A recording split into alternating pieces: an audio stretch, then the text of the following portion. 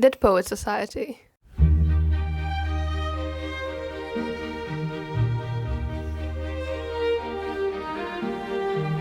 Dead Poet Society. Let's talk about it. There are films that are bad. There are films that are fine and, well, there are films that are good. But there are also films that destroy you and in the end, you thank them for it. That's the case with me and Dead Poet Society. This film depicts life in the whimsical, beautiful yet tragic way. It shows you that you shouldn't be just a bystander of your life, but rather you should grasp it and seize the day. This is the whole premise of the movie, and I think it does very well what it's supposed to do. While I'm trying to recreate a scene from the Poet Society, I want to talk with you about a thing that just can't leave me exactly calm. I can't stop thinking about it, so I just need to get it out of my system. Please be aware that this video will contain spoilers, major spoilers for the whole series, as well as very heavy topics such as suicide or abuse. I don't want to take lightly any of those things, so if you feel like what I'm saying is kind of ridiculous or making those topics feel a bit lighter than they are in reality, it's definitely not what I want to do. Thanks.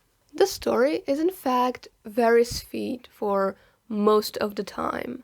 We're introduced to a group of boys who study at a prestigious boarding school. Here, the phrase, boys will be boys, is actually quite fitting.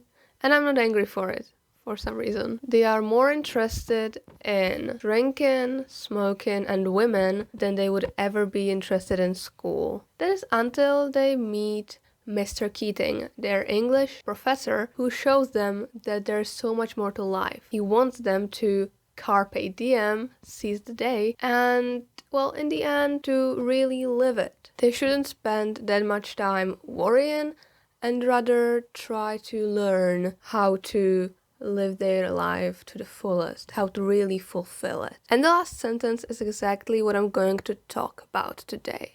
Because the meaning of life is the main topic of the film, but also it leads to the main tragedy. So let's unwrap it together. At the start of each Dead Poets meeting, they read those lines by Henry David Thoreau. I went into the woods because I wanted to live deliberately.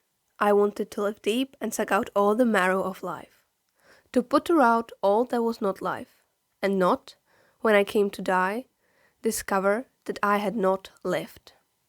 This quote is very popular, and for a good reason. It's beautiful, but I also think it plays extremely important role in the death of Neil Perry. We all know that Neil's very difficult relationship with his father makes him feel miserable, trapped, and overall it's the thing that in the end makes him commit the worst act possible, suicide.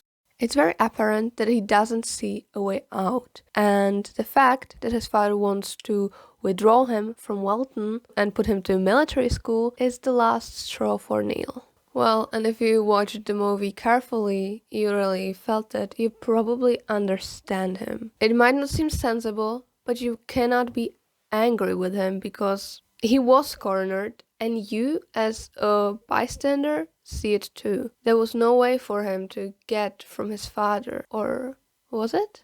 This is what I actually want to talk about. What could Neil Perry do? And why I think one quote from this whole book/movie had such a big meaning. Maybe you're already picking up where I'm going with this. Even though I don't agree that Mr. Keaton is the reason for Neil's death, he plays his part in it. And the Dead Poet Society as well. We're shown that our lives have meaning when we try to fulfill our passions. We need our fire. And for Neil, his passion was acting. It was the thing that basically kept him alive. Well, many people might say that this is not the reason for his death. It isn't really based on the fact that he was stripped away from acting. Rather, it's about just series of things and like abusive relationship he had with his father. But I would like to say something else.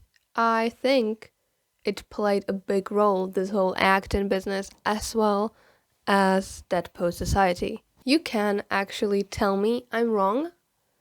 Write in the comments, tell me what do you think about the situation. I think it's a theory of mine, and I think it makes sense, but maybe I will be just blobbing here for a few minutes, some stupid things, so don't mind that too, please. Well, this whole theory of mine is based on the line, and not when I came to die, discover that I had not lived. Neil loves acting, okay? We know that. And he obviously loves poetry too. He for sure takes the meanings of poetry to his heart. And as I interpret it, this line basically means something like, if I cannot do what I love, I cannot really live. Or something like that. This is heavy and maybe totally out of context and bland boring. But for some reason, I think those lines stayed with Neil and are partial reason why he did what he did. There is no way to say that he ever took those lines like seriously, but I think the whole goal of the movie is that you should actually have your own opinion on things you read and see, and you should really take something from those things. And for me, Neil is very empathetic, and he might have actually thought of it that way. After his father's decision to enroll him into military school, there is no way for Neil that he would ever act again. At least not for the next 10 years. 10 years of life wasted, and who knows what would come after that. His passion gone, his friends gone, and he definitely wouldn't want to discover that he had not lived when he was dying, right? He ends his life at a point where he had love and friends around him, and when he finally found his passion. He died at a point where he could say he truly lived, you know? He had the performance of his life. Unfortunately, the first performance of his life. But you get my point. And I just think it makes sense in the context I'm trying to give you. But I know this might be a bit stupid, and maybe it's just me trying to see too much into it. But I've been thinking about it for the last, I don't know, like 30 days, just rolling this thought in my head. And I've seen the movie almost 4 times, so in the same amount of time probably. And it really stays with me, you know, so I wanted to tell you about it. So now there's the question, what could Neil do? It's probably like hardest thing, you know, to answer, because it's quite not a gray area, but maybe yes, maybe a gray area. Just what could he do in the situation he was in? I had to thought about this for a moment, because I really didn't see another way out than the way he actually did. But then again, I thought about this whole thing of like what Mr. Keating was saying to them about like math and science being such a important things, but we live for poetry and romance, you know.